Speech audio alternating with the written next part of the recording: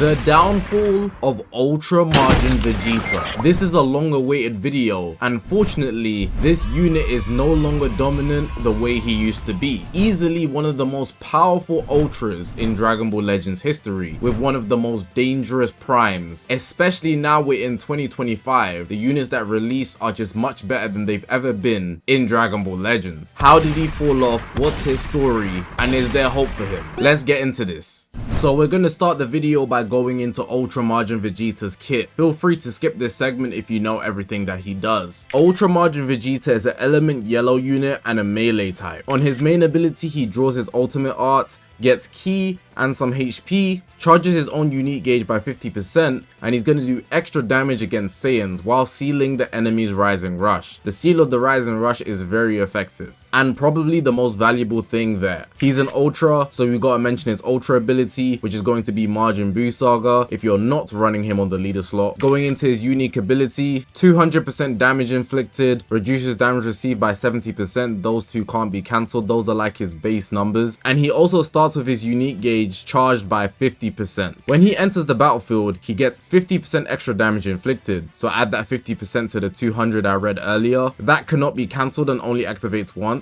He gets draw speed, cover null, destroys all the enemy's blue cards, reduces the enemy's ki, so even if he comes in on the cover change, he can be a little hindrance. And he's going to weaken the enemy's special move ultimates and awakened arts power by 30%, while giving +2 to enemy sub counts. Quick opportunity to do a bit of damage there. Crazy. Every time he's faced with an enemy, he'll also draw a card, get ki, and some damage inflicted. So it's not wise to cover change against him, as you'll be extending his combo. If his health gets to 50% or below, he'll restore his own health by 40%, nullify own attribute downgrades for 30 timer counts, and destroy all of your enemy strike arts cards. And here's the kicker. When his health reaches 0, he has endurance. So he's going to get 40% health back, destroy all of your enemy's arts cards, reduce enemy Dragon Balls by 2, and seal all enemies' main abilities for 5 timer counts. This pretty much ensures he doesn't get hit by any big attacks. And we'll get to it later, but notice how he doesn't touch blast attacks? That's because of his counter. And in addition to what I just read, he cancels enemy buff effects every time they use a blue card, ultimate, or awakened arts. So you can Rising Rush if you can nullify endurance for your Rising Rush to take him out, but that's the only way. He cancels buffs 3 times as well through all these 3. He has a strike cover change that can be comboed into a blue card. His gauge rapidly charges while he's on the battlefield, and once his unique gauge is full, he'll restore his own health by 20%, go type neutral against the damage he takes, seals blue cards and green cards of the enemies, those can't be used for 5 timer counts, and moving forward to the fact that his gauge is filled, it will be consumed if the enemy sends a blast attack, which can happen 3 times. This activates his counter, and his counter gives him the priority so that he can hit a blue card or an ultimate art to chain into it. Once the auto counter activates, he'll randomly destroy one of his own cards and draw a blue card, get 50 keys so that blue card's guaranteed to hit, restore his own vanishing gauge by 50%, and he's also going to cancel buffs while inflicting all enemies with no switching for 3 timer counts. Outrageous. His strike arts has blast armor and 100% chance to inflict heavy bleed. His blast arts increases the enemy strike cost 30, which is actually very expensive. His green card's the explosive green type. He gets 2 cards if he has 3 or fewer, 50 ki and damage inflicted. He gets cover null from it and his cards can't get destroyed. Just overall crazy. His blue card's nothing really special, but it can inflict the enemy with attribute downgrade minus 50% to health restoration, so your healing potential is not going to be there. But something also that's nice, he inflicts enemy with attribute downgrade +5 to sub count for 10 timer counts.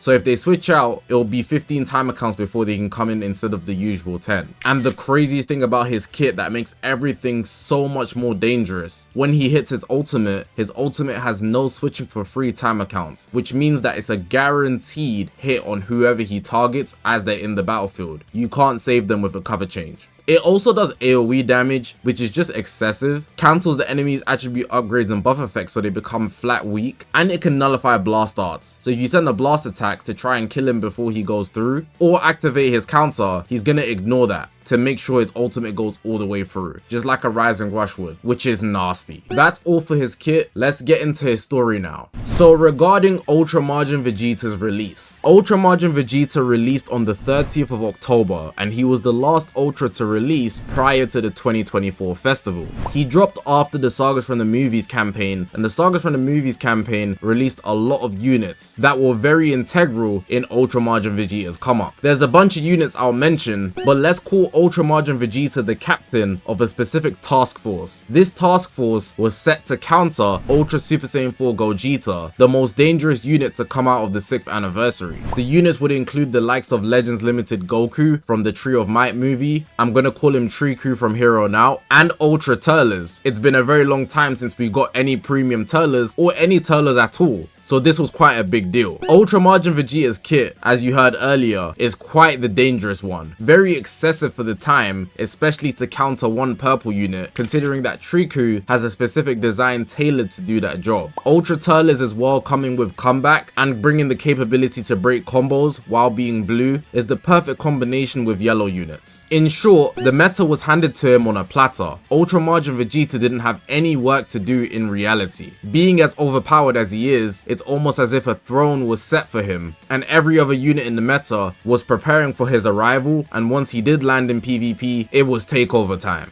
Now, I think it's very important that I talk about the partners he had in PvP and how it made his uprise so easy. When he released, the meta quickly shifted to yellow, yellow, blue, and this team dominated the game until the festival started. The team comprised of Triku and Ultra Turles alongside Ultra Majin Vegeta. Blue is very essential when running a yellow because blue protects yellows from reds as blue's type advantage against red. This gives yellows the freedom to do what they need to do, considering that the team also has survivability. Ultra Majin Vegeta with his endurance, and he also has buff cancellation, and then on the other end we've got Ultra Turles with the comeback mechanic, so he has 2 lives on him. You could even take it a step further. Triku, even though he doesn't have any survivability, he still has the capacity to cancel buffs, given that ultimate or awakened art is used while this character is not defeated. So in the scenario you want to target Triku, that's not going to help you either, because he can then just switch out and Ultra Majin Vegeta could take the hit, as his endurance would be the only thing being taken out. All in all, this team had everything: a counter gauge, survivability, there's the lock-in ult from Ultra Majin Vegeta, the explosive green for easy combo starting. All 3 units can break combos because there's the gauge, Ultra Turles reduces ki, and Triku has so many ways if you activate no switching especially. Essentially, this team was just unstoppable, which is why it was so powerful until the festival started, only for then a more powerful team to arrive. I've spoke about this team in a lot more detail before, but there's a team that existed that allowed players to infinitely combo other opponents. Even just mentioning this is quite unfathomable now, but there was literally a point in time where teams could combo infinitely. I'm talking from 180 time accounts to 0 time accounts, and there was nothing the enemy could do about it. The team was comprised of Vegito Blue, the Part 1 Festival unit, Super Saiyan 2, Super Saiyan 3 Goku, the Part 2 Festival unit, and of course, Ultra Majin Vegeta. The team just generated so many cards through switching out, using their green cards, main abilities to transform. There's just so many options to continuously draw cards. If it wasn't naturally through card draw speed, it would be from actually spawning cards based on how the 3 units kits work. And given the person using this team was fighting a unit that had indestructible, so the likes of Goku and Bardock, or Legends Limited or Mega Shenron, who released right after the 6th anniversary, if you know how indestructible works, it essentially freezes the unit's health bar until the combo is dropped. So the only way the enemy could escape this is to switch out and allow somebody else on their team to die, because this combo is still going to infinitely combo. So the only way to escape this is to 1, switch out. If they don't switch out, the combo will go infinitely against the person with indestructible, but if they do switch out, the combo is not going to shorten as a result, so then their ally would die. Or 2, not do anything, and as a result they would go through the whole game getting comboed, which is ridiculous. A lot of people have nostalgia, but if you ask me, I would say this is the most disgusting team we've ever seen in Dragon Ball Legends history, and it shouldn't be sugarcoated. There was nothing nice about this team, no openings, no safety. If they start, there's no ending. And again, they also had nice elements. There's 2 green units on this team, while Ultra Majin Vegeta being yellow. Yellow protects green from purples because yellow is type advantage over purple. In the same fashion of yellow, yellow, blue, this green, green, yellow team was truly unfathomable. We spoke about so much already and we haven't even got to his downfall, but it's important for you guys to get the timeline because this unit survived for a while. So we started right after the Sagas from the Movies campaign, where there was more Majin Buu Saga units that released. Beginning from the yellow, yellow, blue team, Ultra Majin Vegeta ruled the game through November, through December, and even in the part 3 of the 2024 festival when Ultra Beast Gohan dropped, he was in debates of being undisputed #1 unit in the game. Some people had Ultra Beast Gohan, but either way, people accepted Majin Vegeta as a unit at the top of the game. With that being said, Ultra Majin Vegeta goes on to outlive Ultra Beast Gohan and survives a further meta with the future units that release. We get Trunks and Gohan at the start of 2025.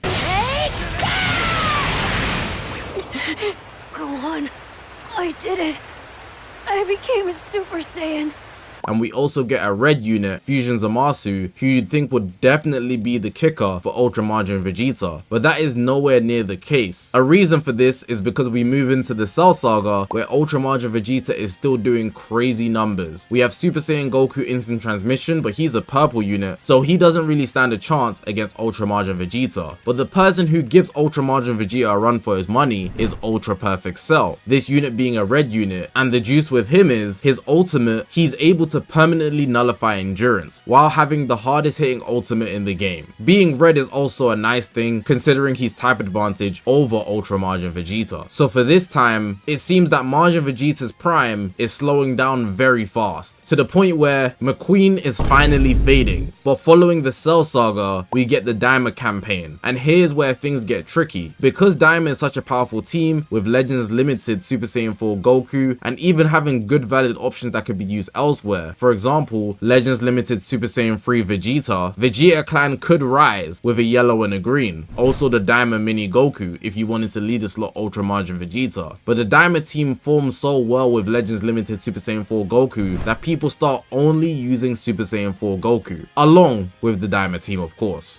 So at this point, Ultra Majin Vegeta is pretty much missing, but it wouldn't be for long for his return. After the Daima campaign, we get the OG Dragon Ball campaign, but literally nothing comes out of that with OG Goku Youth and of course Demon King Piccolo. Daima continues to rule through that campaign, and then the anniversary arrives, and here's where Ultra Majin Vegeta refuses to go down. With the release of MUI Goku and Legends Limited SSBE Vegeta, Ultra Majin Vegeta decides to come back to the meta once more. With new Saiyans being able to be put into play, MUI Goku and Ultra Majin Vegeta are pretty much forming an alliance. With the dodge gauge and the counter gauge, both of them are quite unstoppable. But on the other end, the Daima team was the other team in competition. This put Super Saiyan Blue Evolution Vegeta in a very big bind, but gave Ultra Majin Vegeta more value as there's a purple to be countered. So for the part 1 of the anniversary, Majin Vegeta became a very high stock unit. Very evidently so, but that wouldn't last entering the part 2 of the 7th anniversary.